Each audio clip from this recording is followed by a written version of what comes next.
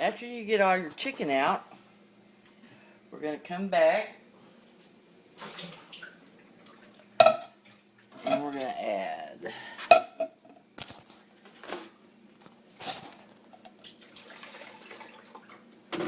let me see, 2 cups milk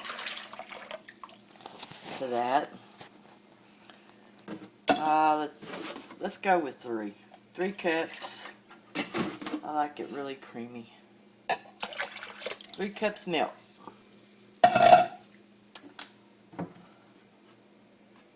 We do salt.